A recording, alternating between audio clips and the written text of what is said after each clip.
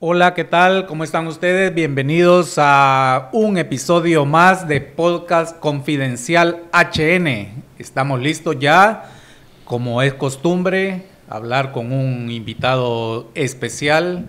Y aquí no vamos a ver colores, no vamos a ver partidos políticos. Vamos a estar dialogando, como siempre, con hondureños comprometidos para que se hagan bien las cosas en nuestro país, para que presenten su forma de pensar, cómo ven la situación en el país, económica, social, política o de cualquier índole. Y por eso hoy hemos invitado al abogado Fernando Anduray. Un gusto saludarle, abogado. Gracias por estar con nosotros en este episodio de Confidencial HN Podcast. Vamos a hablar de todo, abogado. Así es que bienvenido, siéntase como en su casa, tranquilo, relajado, o se podrá o no se podrá estar relajado en el país. Un gusto saludarle. Gracias, Javier, es un placer saludarle, estar con este programa que es una voz de esperanza, es una voz que trata de ser objetiva en medio de tanta vorágine que sucede en el pueblo hondureño. Así es que es un honor estar con usted aquí, pero siempre mis primeras palabras son para que el pueblo hondureño vuelva sus ojos hacia Dios, hacia el Todopoderoso, hacia el Padre Celestial, hacia el Hijo de Dios, Señor y Salvador Jesucristo, y hacia su Espíritu Santo. Nadie les puede dar la paz, la tranquilidad, el amor, la seguridad que les puede dar Jesucristo. Así es que si hay gente que le va muy mal en el día, probablemente no le pidió a Jesucristo que lo guarde y que lo proteja. Ponga a su familia en las manos de Dios, que al final nuestro paso por este mundo es temporal, es la vida eterna la que tenemos que asegurar en el cielo, en presencia del Padre Celestial y de la Santísima Trinidad. Pero bueno, pues hablando ya de las cosas del mundo. ¿Y le han cuestionado alguna vez esas peticiones que hace a Dios, ese acercamiento que no se le niega a nadie, la verdad, pero se lo han cuestionado alguna vez los políticos de la oposición? Claro que sí, si el diablo anda por todos lados, tratando de evitar que la gente piense en Dios y se acerque a Dios. Pero Dios siempre escucha a todo mundo. Pero el poder de Dios es más grande que todo eso. Sí.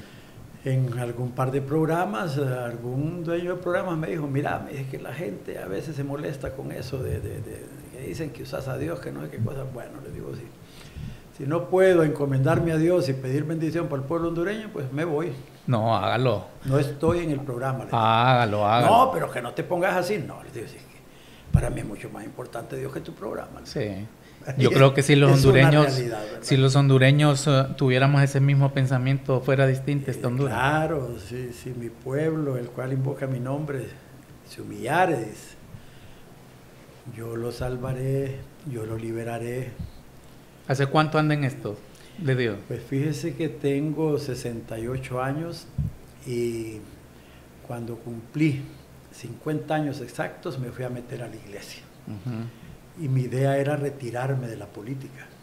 Estaba cansado, hastiado de ver la podredumbre y de ver que por más que uno lucha, no tiene asidero, los líderes políticos o los dueños de los partidos prometen y cuando están en el gobierno, nada.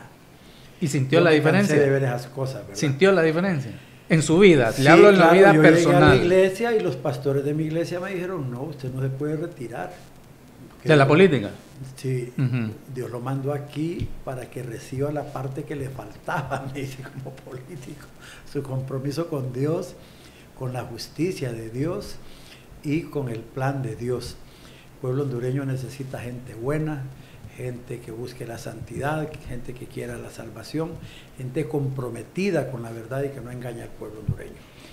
Así es que si Dios, me dijeron, le dio la virtud de hablar bonito, así me... ¿verdad? Lo preparó para que predique su palabra y para que lleve su plan de salvación al pueblo. Así es que cero, Dios lo tiene ahí y es ahí donde usted tiene que hacer el trabajo. ¿Y siente esa diferencia? Sí, por supuesto. ¿Le cambió la vida? Claro, claro.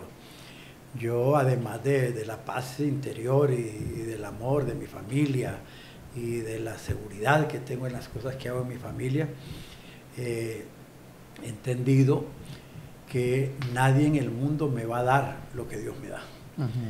Y he entendido que por mucho tiempo estuve equivocado en muchas de mis acciones y he entendido que el poder de la verdad es absoluto. ¿Y se arrepintió de eso? Y la primera, claro, me he arrepentido 1000 veces de cosas que creí que no tenía que arrepentirme antes. Porque cuando uno no está en los caminos de Dios, cree que Dios le permite algunas cositas, algunas conductas, o que unos pecados son chiquitos y otros son más chiquitos, y otros tal vez son más grandes. Y no es así. El problema es que al cielo no entran pecadores, ni chiquitos, ni grandes, ni medianos, de ninguna clase. Al cielo hay que entrar santo, purificado por el Espíritu de Dios, por la palabra de Dios, por la presencia de Dios y lavados todos nuestros pecados en la sangre de Jesucristo, que pagó el precio de nuestra salvación. Además, Jesucristo vino a restaurar la gracia de Dios en nosotros. Vino a restaurar nuestro carácter de hijos de Dios. Al recibirlo a Él como nuestro Señor y Salvador, como el enviado de Dios, nosotros recibimos de gracia, gratis, la restauración de nuestra presencia en la gracia de Dios y de ser considerados hijos de Dios. Hoy dice la palabra, mas a todos los que recibieron a Jesucristo y aceptaron que está vivo y resucitado en el cielo, les dio la potestad de ser llamados hijos de Dios. Por eso yo soy un hijo de Dios. ¿Y ha tirado esa semilla a la dirigencia del Partido Nacional? Sí, sí, siempre. Estuve en Intibucá el fin de semana, el sábado en la mañana.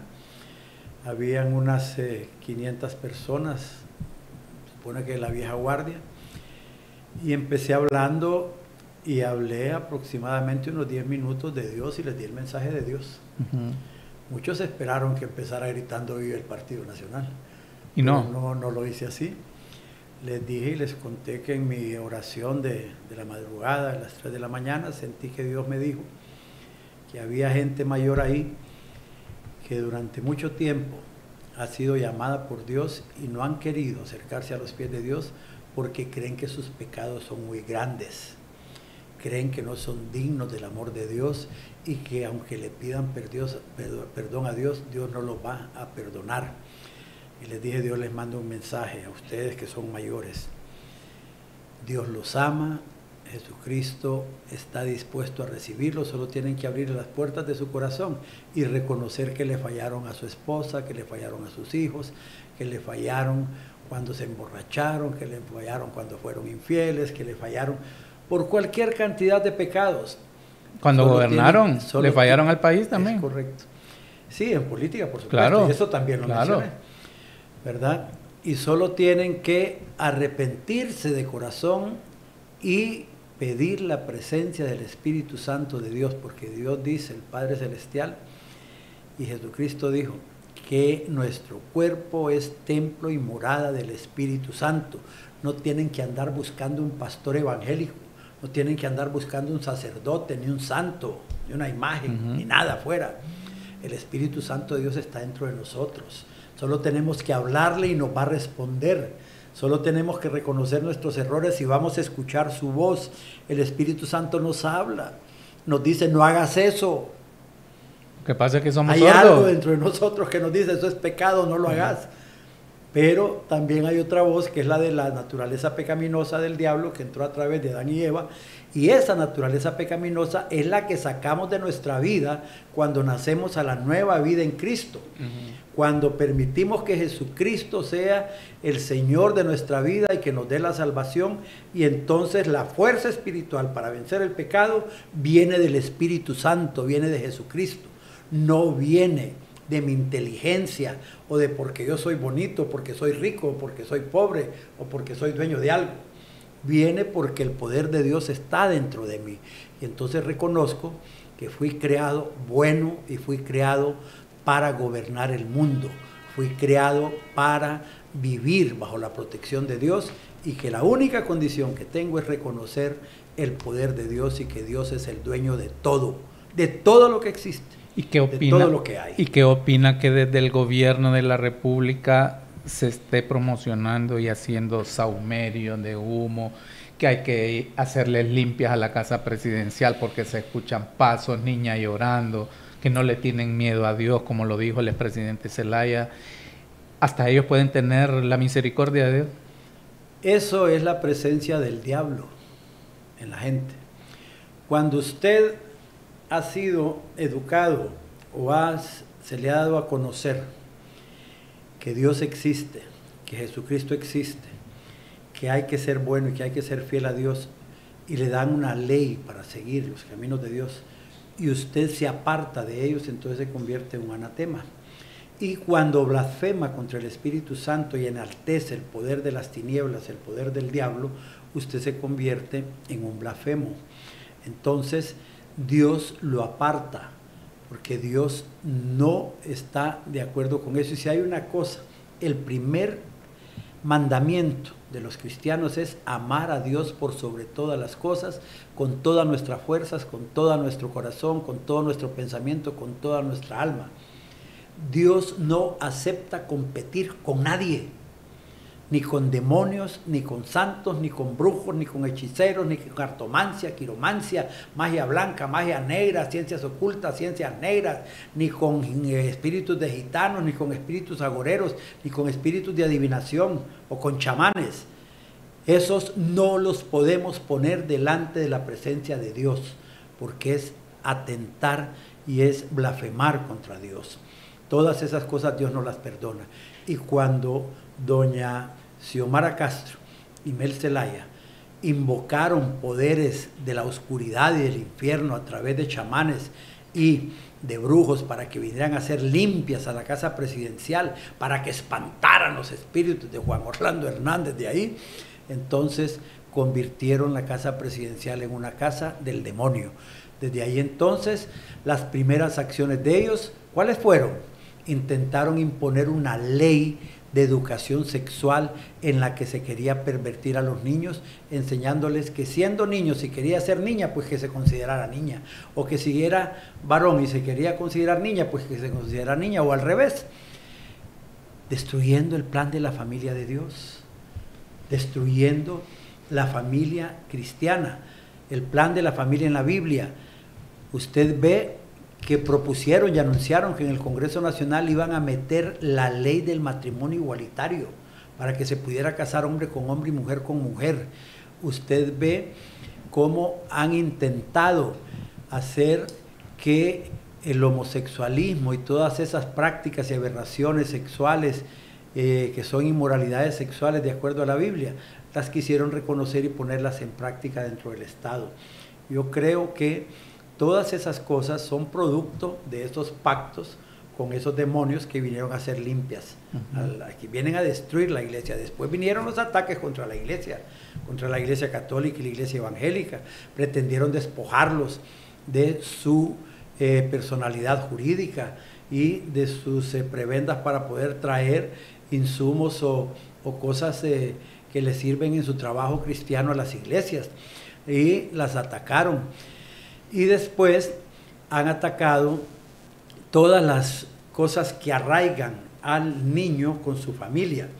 Por ejemplo, el libro del golpe de Estado de Mel Zelaya. ¿Qué tiene que ver eso con una mente de un niño que se está formando espiritualmente y se está formando en valores morales, en valores éticos, en valores patrióticos?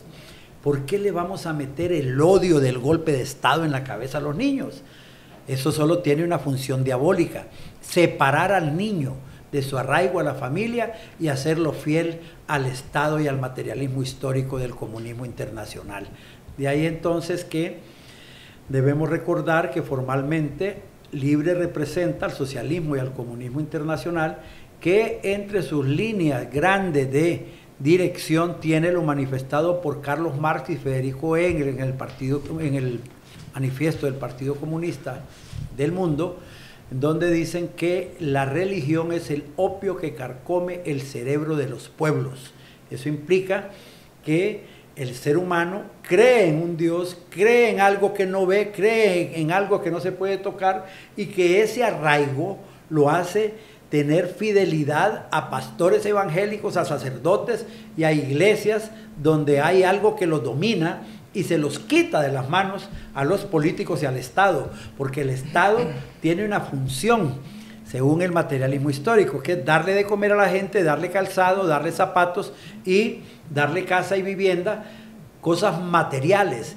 El ser humano no tiene que andar pensando en cosas de Dios, ni en cosas de santos, ni en cosas de nada. Tiene que pensar exclusivamente que el Estado es el que le provee todo, y a esto le llamamos materialismo histórico. Pero entonces, todas esas actuaciones del comunismo en Honduras tienen sus bases en esas cosas.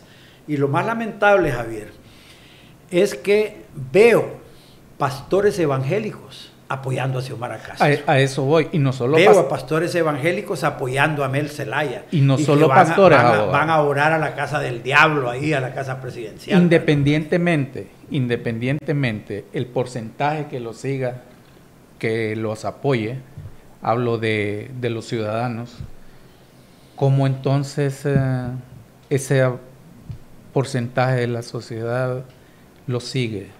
¿Es inconsciente que está, o es que andan buscando satisfacer otras necesidades, llámese salud, trabajo, educación, recursos? ¿Por qué lo siguen entonces? Javier, cada día está más cerca la segunda venida de Jesucristo.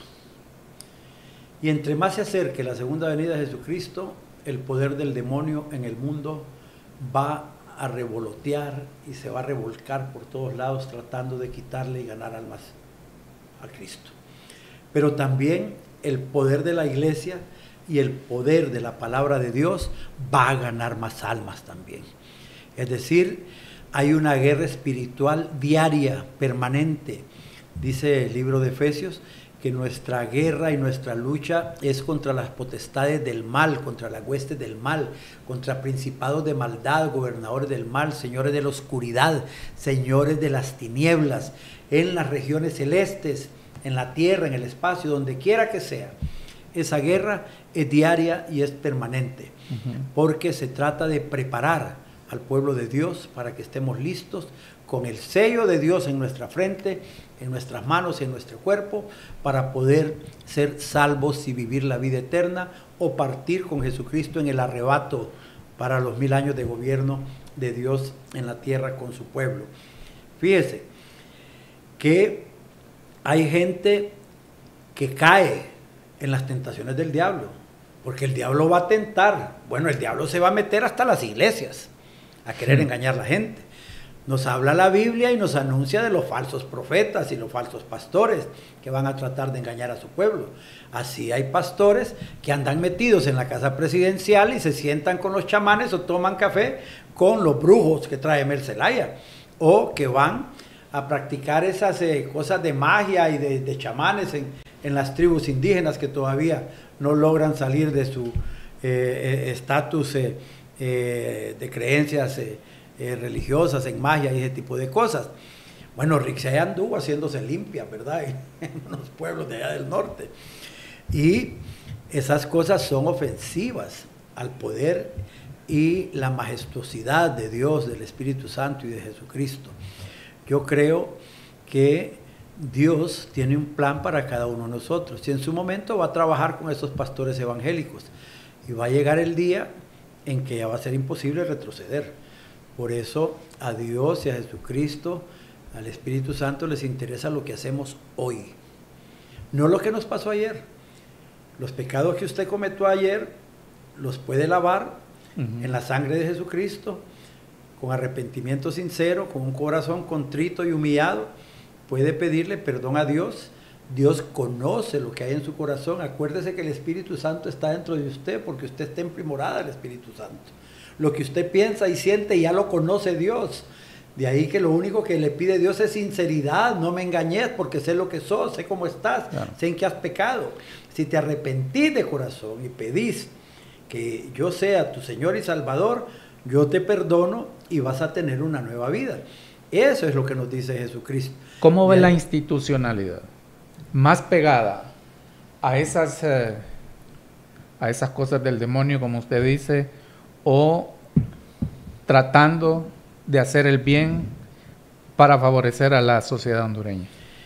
Yo veo una institucionalidad detrás del plan del materialismo histórico, quitándole importancia e interés a la magnanimidad de Dios y tratando de ningunear o hacer invisible el poder de las iglesias en la sociedad.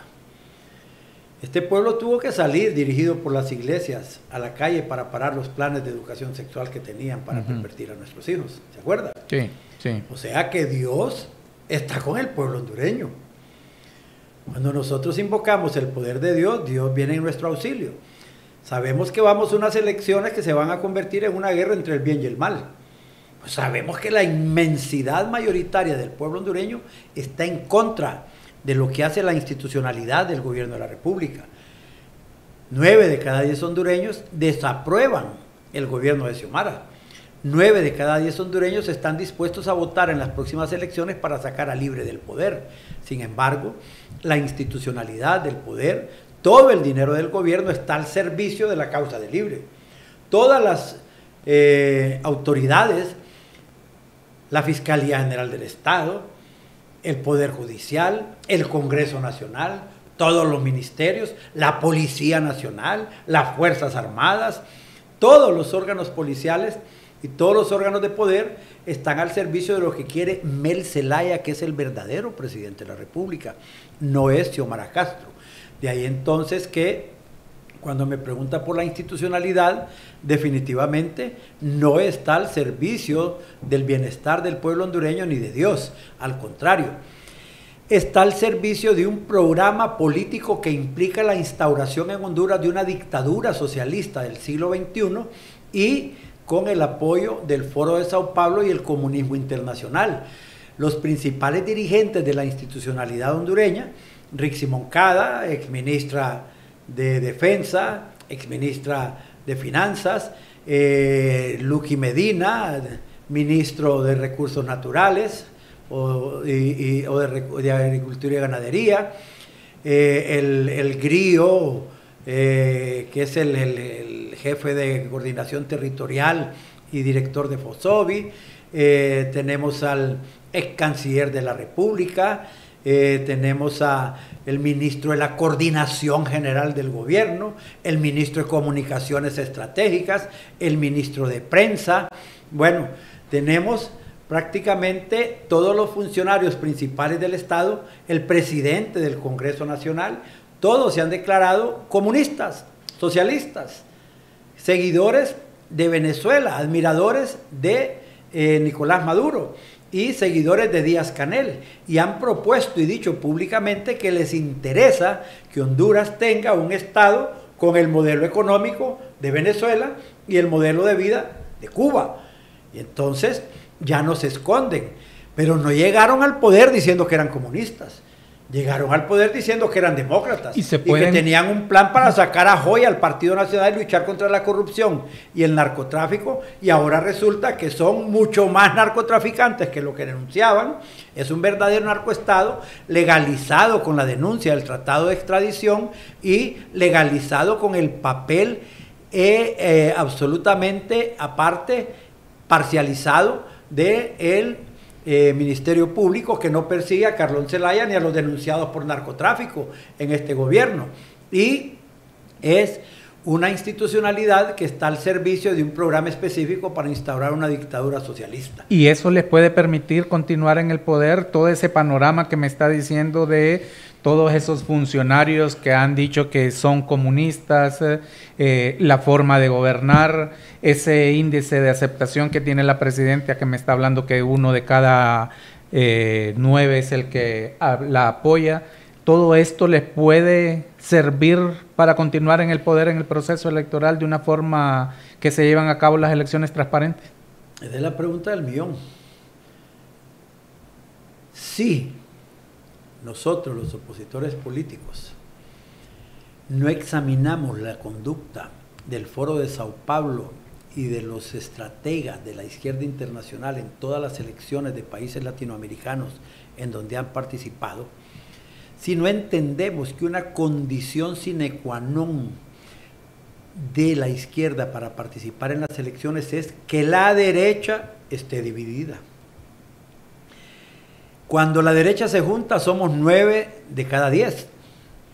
Cuando la derecha se divide, entonces podemos ser 1 o 2 de cada 10, 1 o 2 de cada 10, 1 o 2 de cada 10, 1 o 2 de cada 10, y lo que vamos a tener son 5 o 6 grupos minoritarios que, a pesar de ser mayoría en posiciones anticomunistas, al final no podemos ganar elecciones porque nos prestamos al juego de la izquierda. Aunque en muchas ocasiones, abogado, y en muchos ejemplos, incluyendo en Honduras, la derecha tampoco ha podido gobernar, para ser honestos. Sí, pero ahorita, con la situación actual de Honduras, no estamos hablando de gobernabilidad.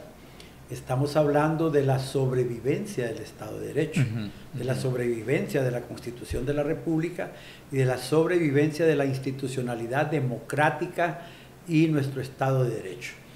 Si Libre gana las próximas elecciones, van a instaurar una dictadura de derecho de izquierda que no tiene nada que ver con los postulados de la Constitución de la República, ni con el sistema económico, ni con el sistema de libertades que nosotros tenemos.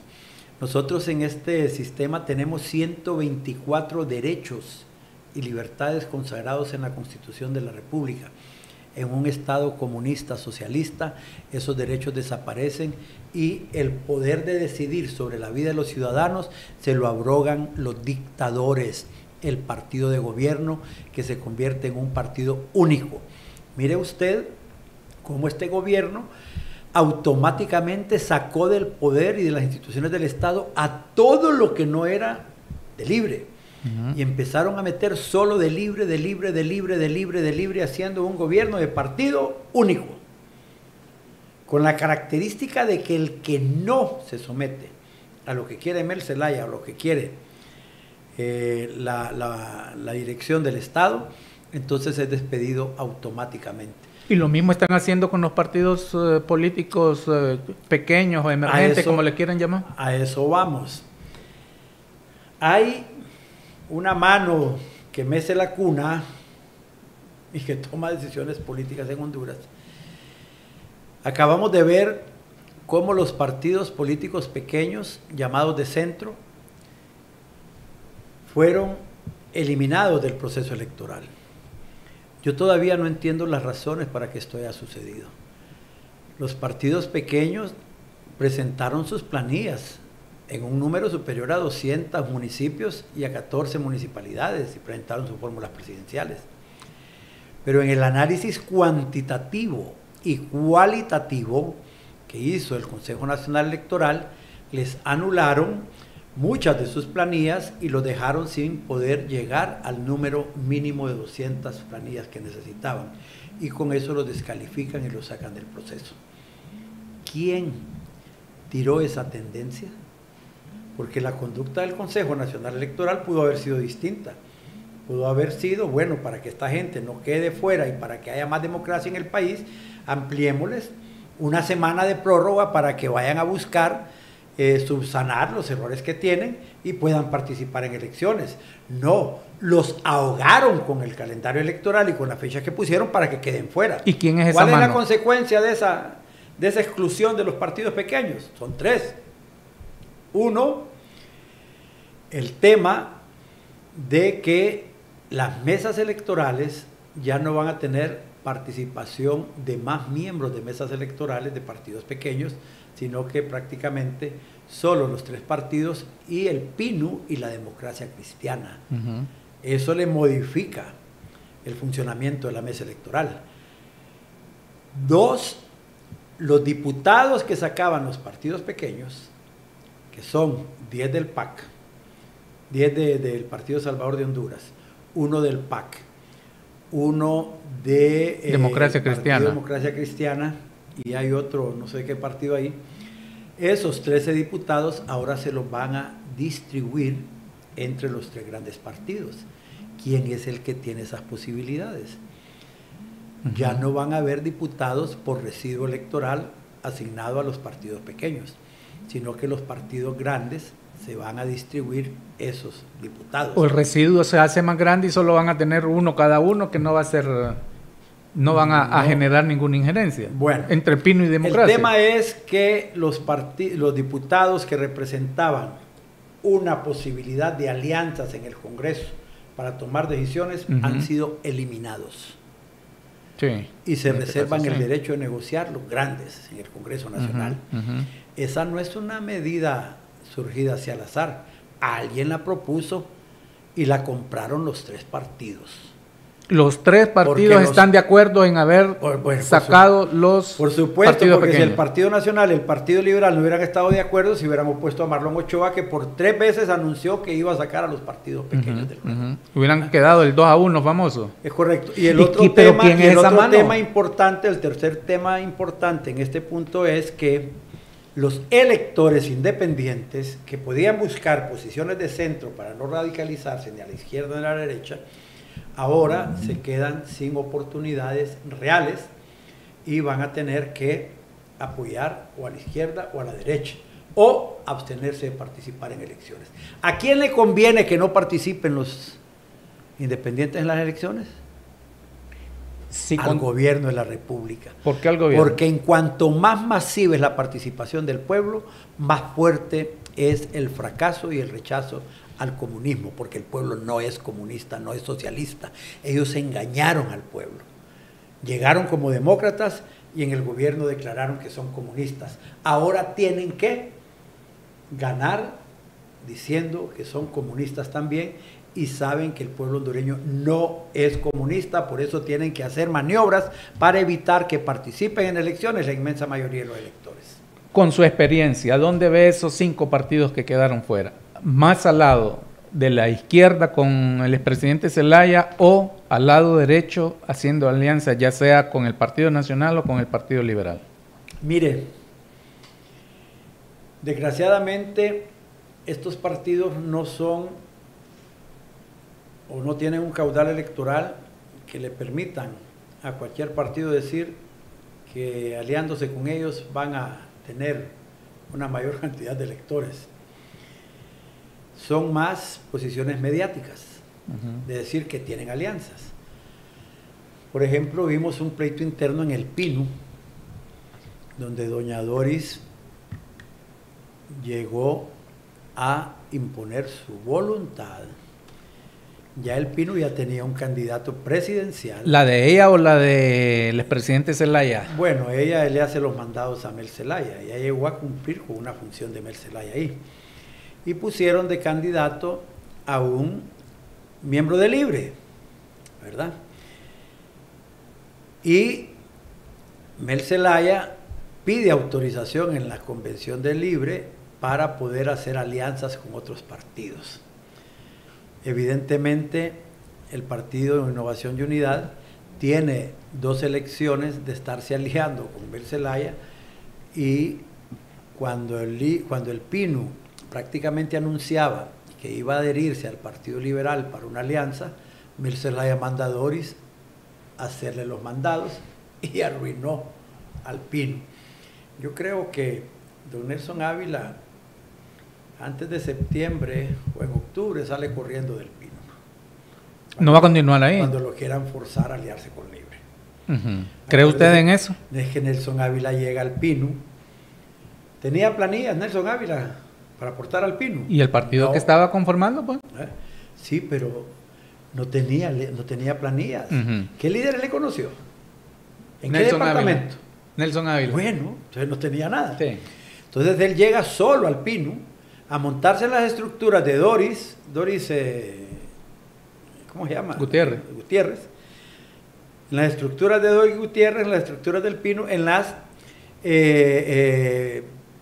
propuestas del Pino, y llega solo prácticamente. Entonces, si Doris decide que se va con Mel Zelaya, ¿qué va a hacer Nelson Ávila? Le va a quitar el Pino a Doris. Sí. ¿Con qué? Si las estructuras son de Doris. ¿Verdad? Pero se puede unir con las estructuras que estaban dándole la oportunidad a Guillermo Valle, para ser el candidato. Habría que ver si esas estructuras se mantienen en el Pino. Porque lo que podrían haber en el Pino son algunos candidatos a diputados que crean que pueden salir. pero con eso de la eliminación de los partidos pequeños va a ser mucho más difícil que ellos puedan obtener votos, y sabiendo que Doris Gutiérrez es la que controla el Pino y ese es un satélite de Mel Zelaya, el Pino está listo y servido. Y en la democracia... Le miro más oportunidad a la democracia cristiana. Ajá. Porque la democracia cristiana sí tiene estructuras propias, ¿verdad? Todos sus viejos dirigentes al final se pusieron de acuerdo con Godofredo Fajardo, y para tratar de levantar el partido pusieron a un hombre emblemático, dueño de medios de comunicación, que viene del Partido Nacional, pero que hace días se separó del partido y que tiene un proyecto propio, que es aquel de que Honduras se convierte en un estado asociado de los Estados Unidos. Pero tampoco se ve aliado con el Partido Libertad y Refundación. No, aquí es donde no se entiende. No lo veo aliado con Libertad y Refundación, y lo veo más bien calculando para sumarse al partido de oposición que tenga más inclinación del favor de los independientes. O sea que no van a aparecer en este momento con ningún partido político, sino que van a esperar a ver si agarra fuerza Papi a la Orden o si agarra fuerza Salvador Narrala, y después se van a plegar. Yo lo siento que aquí en esta exclusión de los partidos pequeños, el que más pierde es el Partido Liberal. Libre aliado con el Pino si continúan con Doris Gutiérrez. Partido Nacional con Democracia Cristiana también aliándose. ¿Y el Partido Salvador de Honduras para dónde va a agarrar? Esa es la gran pregunta, todos los 5. Pero ¿qué estructuras tienen ellos? Yo creo que el Partido Salvador de Honduras, a pesar de que Narrala se fue y los dejó solos, tienen más cercanía y más simpatía con Narrala. Pero no van a tener representación en las mesas. No, pero su caudal político o su presencia política se la van a dar probablemente a Narrala, porque de ahí vienen ellos, ese es su alma nutricia. ¿Y va a ser suficiente eso? Y probablemente esos diputados del Partido Salvador de Honduras tienen presencia y no les podemos quitar importancia. Sí. Y ni vean, no vayan a aparecer sumados y alguien del Partido Nacional renunciando en algún departamento, o alguien del Partido Liberal renunciando como candidatos a diputados para que los metan a las planillas. ¿Es posible? Por supuesto. ¿Por qué no? Si ellos no han participado en ninguna elección. ¿Y el Partido Liberal estaría dispuestos a abrirles las puertas, o el Partido Nacional invocando aquello de la militancia? Es más fácil que el Partido Nacional, por coyunturas políticas, les abra las puertas a que se las abran los liberales, porque los liberales ya vienen de arreglos internos y ya vienen de unas elecciones en las que tuvieron que hacer muchos sacrificios y componendas para organizarse y presentarse unidos alrededor de Narrala. Pero las convenciones... Con autoridades y todo, pero el Partido Nacional no tiene esos conflictos internos que tiene el Partido Liberal. De ahí que creo que sería más factible que estos miembros del Partido Salvador de Honduras y de otros partidos que no lograron inscribirse aparezcan, aunque sea en componendas de rellenos o cualquier cosa ahí. Pero en las convenciones tanto del Partido Nacional como del Partido Liberal autorizaron a los candidatos para que hicieran alianzas. Pueden aparecer en alianza, entrar como diputados en una alianza, de hecho como miembros del PCH, ¿o no? Lo que no puede hacer ninguno de los partidos que fueron a elecciones primarias, Nacional y Liberal, es quitar a la fuerza a ningún candidato. No, claro, eso es indiscutible. Pero sí pero pueden aparecer. Que les permitan fortalecer sus planillas y generar un poco más de ambiente positivo ante los independientes. Y por eso la Asamblea del Libre también le permitieron a Mel Zelaya hacer alianzas. La pregunta es quiénes irán a querer ir con él a estas alturas. Bueno, a estas alturas, quien está dentro del Libre es Doris Gutiérrez. Es la única. ¿Verdad? Ella. Y no la estructura. Y todas las estructuras del Pino que ella puso. Que son los mismos empleados que están de gobierno. Acuérdese que a Doris la nombran presidenta del Pino y desde su cargo de vicepresidenta le dio trabajo a mucha gente del Pino. Entonces de ahí que ella puede controlar las estructuras del Pino. Pero de ahí yo no miro a un Olvan Valladares aliándose ahí. Pero ellos son líderes que no tienen estructuralmente el control de planillas, ni de la organización territorial. ¿Quién se queda con los sellos? Porque usted no me va a decir a mí que Olva han andado por todo el país. No. O que lo ha hecho este muchacho Valle, Guillermo. Ni siquiera el hijo de Leicelar, ni ninguno de ellos. ¿Verdad? ¿Pero quién tiene los sellos? ¿Doris? Los tiene Doris, por supuesto, es la presidenta del Pino. Sí. Entonces el tema es que probablemente van a haber algunas sorpresas o algunos anuncios de alianzas con los partidos que han quedado fuera, sumados, para participar en el proceso electoral. Que ellos sí tienen estructuras del PCH que me mencionó. El problema de ellos es que al no participar en las elecciones, porque han sido excluidos, se les cancela su personería jurídica. Es decir, desaparecieron estos partidos. Pero no el liderazgo. Los que les queda es, con su liderazgo personal, hacer algunas negociaciones con los partidos grandes. Y ahí es donde vamos a ver si toda la gente del PSH que se rebeló contra Redondo y que después se resintió con Nasralla, vuelve al amor con Nasralla, o vuelve al amor con Redondo, o busca al Partido Nacional. ¿Verdad? ¿Cuándo se va a empezar a ver esa fuga de esos primero líderes? se supone que este domingo septiembre finaliza, que me lo dijo, lo miro muy largo. Sí. Se supone que este domingo finaliza el periodo para inscripción de candidaturas independientes. Ahí vamos a saber si algunos de estos que han quedado excluidos tienen la capacidad de presentar los requisitos para inscribirse como candidatos independientes. Que no los miro. Aunque es difícil que desde la independencia ellos puedan conseguir una diputación o una alcaldía, ¿verdad? Porque el electorado hondureño no está todavía estrenado en apoyar o en elegir candidatos independientes, aunque creo que hay un par de alcaldes que fueron electos con candidatura independiente en la elección. Yo creo que de aquí a julio se va a empezar a ver eso. Y luego, creo que julio es muy pronto todavía. Los independientes en Honduras están esperando ver los planteamientos estratégicos, políticos y a ver quién va ganando y ahí me subo. De los candidatos y de los partidos políticos, ¿verdad? Hay que esperar a ver qué va a suceder con el montaje de las elecciones. El Consejo Electoral va a tener independencia, autonomía y el dinero necesario para montar las elecciones sin contratiempo de acuerdo al calendario electoral, al cronograma electoral, o si por el contrario van a aparecer por ahí algunos obstáculos que se tengan que vencer. Ya de hecho, la participación ayer de Roosevelt Hernández en una reunión con Xiomara Castro. Y no solo él, la cúpula. Toda la cúpula, la Junta de Comandantes. La cúpula que controla a Roosevelt Hernández. Claro.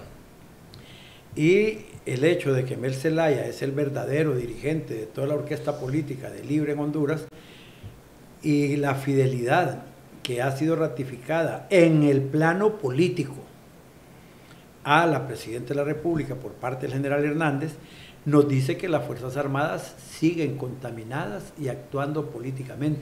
Es decir, que se fueron a cuadrarle políticamente a la Presidenta y a Manuel Zelaya Rosales. Así lo anunciaron, así lo dijeron. El discurso de Roosevelt Hernández lo identifica totalmente con los propósitos políticos de Libre. Entonces, tenemos a Mel Zelaya coordinando las Fuerzas Armadas, haciéndole la campaña Libre con las Fuerzas Armadas, haciéndole la campaña Rixi con las Fuerzas Armadas y dirigiendo y dando seguridad al material electoral, transportándolo y participando en las elecciones. Pero Rixi ya no es la ministra de Defensa, ya no renunció, pues. ¿Y quién le dice a usted que no? ¿Ah? Sigue mandando. La renuncia de Rixi le dice a usted que no. ¿Sí? ¿Y eso qué significa? Pues ¿Qué significa que haya renunciado? Pero no es el momento de las Fuerzas Armadas ya de hacerse de Rixi, no. No tienen esa capacidad. ¿Y qué le dijeron ayer las Fuerzas Armadas cuando se reunieron con Xiomara? Ajá. Pero ratificaron el apoyo total y absoluto a los programas de gobierno y a las intenciones del gobierno de la República.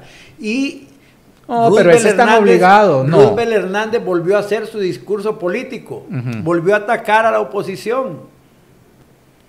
Y entonces, ¿qué hizo Rixi? Poner una renuncia, pero seguir dirigiendo las Fuerzas Armadas como ministra de Defensa. Sigue dirigiendo entonces Rixi Moncada. No tenga ninguna duda. Ella sigue siendo y haciendo lo que quiere con las Fuerzas Armadas. Y si no, pregúntele a Xiomara qué es lo que va a hacer ella con las Fuerzas Armadas. ¿Lo que quiera Rixi o lo que no quiera Rixi? ¿Qué va a hacer Mel Zelaya? ¿Se va a presentar en reuniones con los militares y les va a decir, miren, nos vamos por aquí o se van por allá? O miren, olvídense de mí, no tomen en cuenta lo que yo digo, hagan lo que ustedes quieran. No. Esto se trata de conservar el poder por parte de Libre. Usted debe entender que si Libre pierde las elecciones, Mel Zelaya va a la cárcel y va extraditado. ¿Tan así? Las denuncias de narcotráfico, los involucramientos de narcotráfico de la familia Zelaya están por todos lados.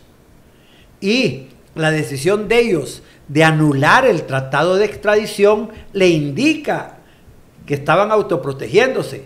Y ahora, con tanta denuncia de corrupción, con tanta denuncia de narcotráfico, con tanta situación que se está produciendo,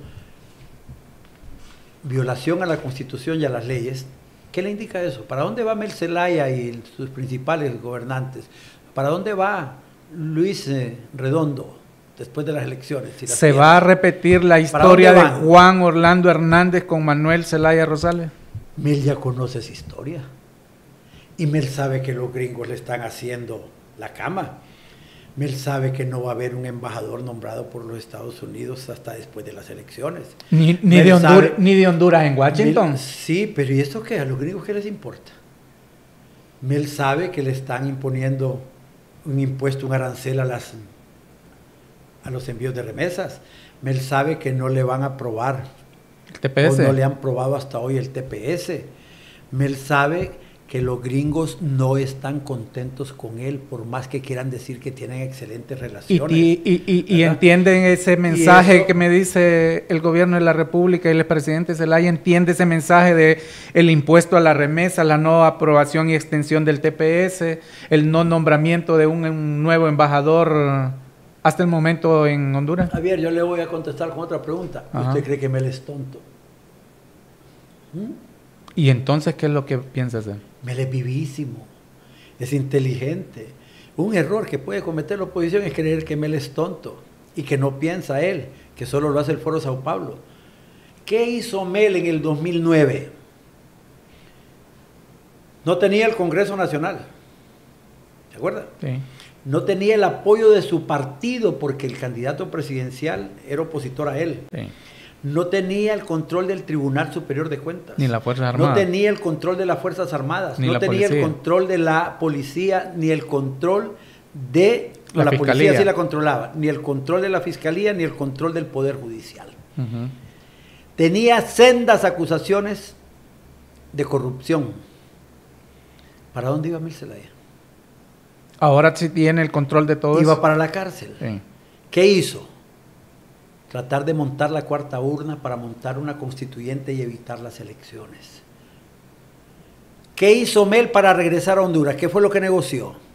Impunidad a través del Tratado de Cartagena. Lo que negoció fue que no lo juzgaran, que no lo llevaran a los juzgados. Tenía 14 expedientes de corrupción certificada por el Tribunal Superior de Cuentas, probada, certificada. Y lo que hizo fue garantizar que no lo juzgaran, no ir a la cárcel. Y darle Ese un era el partido. peligro que tenía. Y después, cuando ganan las elecciones, lo primerito que hacen es aprobar el decreto 4 de 2022 para darle impunidad a todos los corruptos y ladrones de su gobierno. Y hoy los tiene usted otra vez de funcionarios y los tiene hasta de candidatos a cargo de elección popular. Mel le tiene un pavor a ir a la cárcel. Y ahora, con todas las cosas que salen en público, hasta los hijos de él están amenazados. Su hermano está hasta la pata en esos videos que han salido.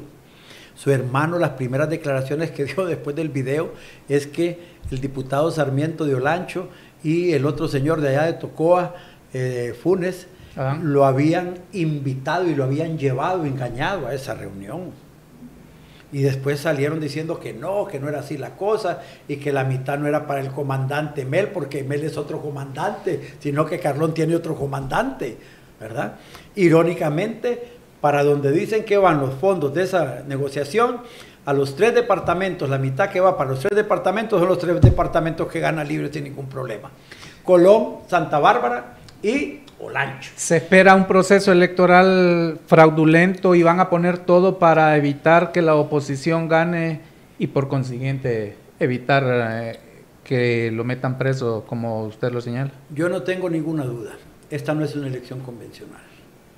No es una elección en la que nos vamos a pelear los votos de los electores. Es una elección donde vamos a pelear la existencia del Estado de Derecho contra la existencia de un Estado socialista.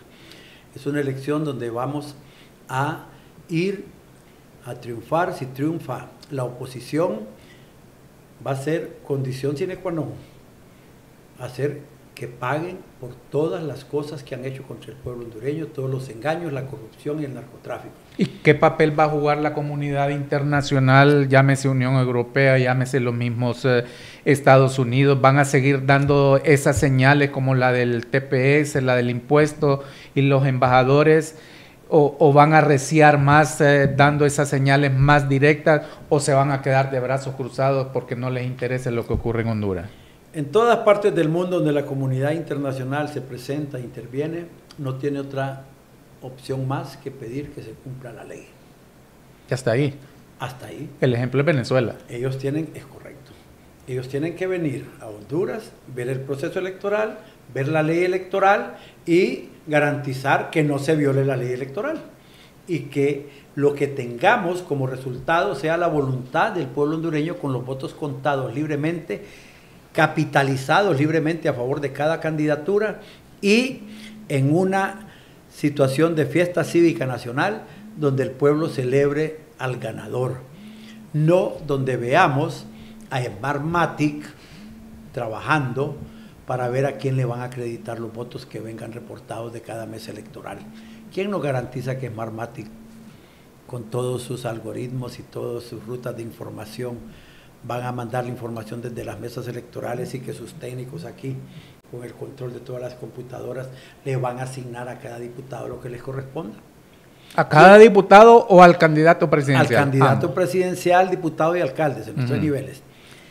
¿Quién nos garantiza que esos 1.350 intentos de hackeo que hubieron el 9 de marzo en las elecciones no van a tener éxito en esta oportunidad?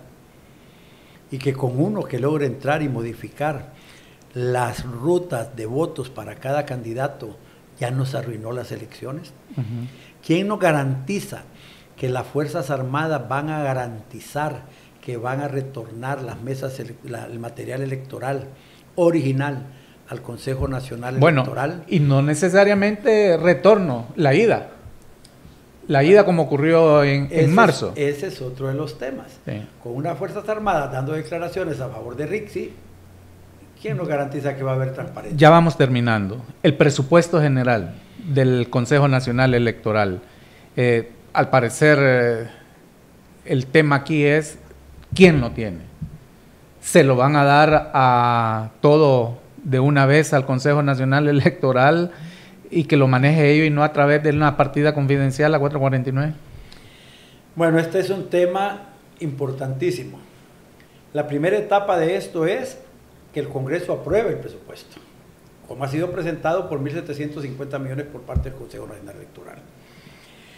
Y que en el Congreso no se manipule el procedimiento de aprobación para que no metan en la misma acta del presupuesto, aprobación del presupuesto, otros asuntos que contaminen la aprobación, porque el gobierno quiera meter de chascada temas como el del CAF o otros temas de préstamos y otras acciones del gobierno de la República, nombramientos o alguna cosa que pueda estar contaminando eso ahí. La oposición política, ahorita son alrededor de 79 diputados. Han firmado una solicitud para que se haga una elección extraordinaria, una sesión extraordinaria, y en esa sesión como punto único se apruebe el presupuesto general de la República. ¿Por qué no lo hace libre? ¿Qué dificultad hay para que Redondo respete a 79 diputados? ¿Qué ilegalidad hay en que se convoque una sesión extraordinaria? ¿Qué ilegalidad hay en que 79 diputados aprueben el presupuesto del Consejo Nacional Electoral? ¿Por qué complicar el procedimiento de aprobación? Y por otro lado, una vez aprobado sin manipulación en el Congreso Nacional, aprobado el presupuesto general de las elecciones del 30 de noviembre, que los fondos, la disponibilidad de fondos, esté en su totalidad del presupuesto en las arcas y en la tesorería del del Consejo Nacional. Consejo Nacional Electoral. ¿Por qué? Porque no le puedes estar soltando a cuentagotas. El presupuesto no debe ser una llave del gobierno de la República o el Ministerio de Finanzas que la abra cuando le convenga al Consejo Nacional Electoral a los intereses del libre y que se la cierre cuando no le interese. El Consejo Nacional Electoral debe tener la disponibilidad de fondos inmediata para poder ejecutar todas las contrataciones de equipos electrónicos o equipos técnicos, todas las contrataciones de empresas para insumos, para materiales y para todos los asuntos de los implementos que van dentro de una maleta electoral, y que se pueda contratar transporte, se puedan contratar auditorías, se pueda contratar todo lo necesario en el tiempo establecido en el cronograma electoral, porque si no llega el dinero en el tiempo que corresponde, entonces cabe la manipulación del gobierno para cerrar la llave y ahogar al Consejo Nacional Electoral con la falta de disponibilidad de fondos para no contratar a tiempo las cosas que se necesitan y forzar después, 15 días antes de las elecciones o una semana antes de las elecciones, la contratación de auditorías en forma directa, claro, sin licitaciones y sin las garantías que en este momento podemos tener. Y lejos de eso, que no den los informes adecuados, que los den cambiados. Concluimos. Y gracias por haber estado con nosotros, con don Fernando, el abogado Fernando Anduray. ¿Ve o no una alianza entre el Partido Liberal y el Partido Nacional cediendo la candidatura tanto Salvador Narrala como don Narri Afura? En este momento no. ¿Más adelante? Los dos están enamorados de su candidatura y creen que pueden ganar solos, porque creen en la capacidad de sus asesores políticos internacionales de influir en el elector independiente. Sin embargo, yo creo que lo que usted mencionaba de la partida confidencial a 449, ahí van a haber más de 48 mil millones de lempiras. Con 10 mil millones que agarre libre para el día de las elecciones y lo saque a la calle a comprar conciencias, van a poder comprar votos hasta por 10 mil lempiras, hasta 1 millón de votos. Y eso va a ser grave para la democracia. Ese es un riesgo enorme que tienen el Partido Nacional y el Partido Liberal. Yo no correría el riesgo de ir solo con mi partido y ver que el gobierno me está comprando todos los electores el día de las elecciones. ¿Usted como nacionalista viera mal que Narri Afura dejara la candidatura presidencial y se uniera a Salvador si tocara? No, yo lo que veo, de acuerdo a la lógica, es que el Partido Nacional es el más grande y con el candidato con mayor cantidad de votos entre los dos partidos. Y que Narrala vive de un espejismo, de un apoyo de independientes que nunca pero ha es de Partido Liberal. 300. Pero ya es Partido Liberal. Sí, pero no importa. El Partido Liberal, ¿cuántos votos sacó realmente? ¿Cuántos votos le llevó Narrala ahorita al Partido Liberal? Es una respuesta lógica. Los liberales no han tenido un partido con la capacidad de infraestructura electoral y montaje de mesas electorales como para ir a defender un triunfo. Si de aquí a octubre encuestas dicen que gana Salvador Narrala, en segundo Narri, pero el margen es muy poco y que puede ser manipulable desde el Consejo Nacional Electoral, ¿miraría usted con malos ojos de que Narri cediera esa candidatura y se uniera? Le hablo de aquí a octubre. En esos términos no habría unidad. Si el margen es muy corto, en un mes los estrategas políticos consideran que pueden rebasar. Pero ese margen corto también lo puede rebasar libre en la máquina. Pero a eso ¿Se corre ese riesgo? Pero por eso le digo que la izquierda internacional juega con el hecho de que la derecha se mantenga dividida. Y en los países donde ha ganado la izquierda, la derecha se ha mantenido dividida. La derecha se dividió en Brasil, se dividió en Colombia, se dividió en México, se dividió en Bolivia, se dividió en Perú, se dividió en Ecuador y ha costado mucho, se dividió en Chile. Y ha costado mucho, se dividió en Guatemala. Y ha costado mucho volver a la vida, porque cuando la derecha se da cuenta de que su división es lo que provocó el poder de la izquierda, entonces ya es muy tarde porque ya la dictadura está montada. Entonces nosotros necesitamos que nuestros dirigentes políticos aquí abran los ojos y que examinen lo que ha pasado en los otros países donde la izquierda está en el poder. para que actuemos y nos desprendamos de ese amor partidario, sectario, que nos hace evitar pensar en una alianza de demócratas para salvar el país. Yo sí creo que si no nos juntamos liberales y nacionalistas, va a ser muy difícil sacar a Libre. Por factores, no porque Libre sea grande, porque Libre nos puede comprar una cantidad de votos exagerada el día de las elecciones. Y hay otro factor que está amenazando la limpieza de las elecciones y las transparencias, y son 489,000 tarjetas de identidad procesadas en los consulados de Estados Unidos, donde Libre, a través de los cónsules, ha tenido el control de la emisión de las identidades. Ya están emitidas, pero no sabemos si están en los consulados o si los tiene Libre en algún lugar o los tiene el Registro Nacional de las Personas. Nadie da razón de ellas. Y esos nombres de personas a los que le fue emitida una tarjeta de identidad que no sabemos quién las tiene, van a aparecer en listados de votación en Estados Unidos, si es que se hacen elecciones en Estados Unidos, controlada por Libre, en consulados de Libre. Lo mejor es que no haya otro en el extranjero. Bueno, ese es un tema que viene a discusión, claro. Y evidentemente no hay ninguna garantía de que lo que Libre hizo premeditadamente con la emisión de tarjetas de identidad, con el control de los cónsules, represente seguridad de que va a haber democracia en Honduras. Entonces, con esa cantidad de votos en el extranjero y metiéndonos a la brava un voto electrónico, si no se pueden montar urnas en todo Estados Unidos, entonces van a querer un voto electrónico para que desde un celular cualquier hondureño pueda votar y que se reciban los votos. Y allá sí se puede y aquí no. Es correcto, está planificado. Entonces, ¿qué vamos a hacer, liberales y nacionalistas? ¿Vamos a seguir viendo a Cosette por un lado y a Ana Paola por otro lado? O con Papi por un lado y Narrara por otro lado. No, hay un momento en que tenemos que juntarnos para salvar a la patria. Gracias, abogado, por habernos acompañado a este podcast confidencial HN. Un gusto haber estado con usted y, gracias, y a seguir adelante. A mi amiga Lidiet Díaz. Bien, gracias. Don Fernando Anduray, reconocido abogado. Amiga y hermana cristiana, porque la veo en la iglesia. Sí, va a la iglesia. Eso es bueno. Una bendición para toda su familia, Lidiet. Listo. Y para usted también. Gracias, abogado Fernando Anduray. Hemos llegado al final de este podcast confidencial HN.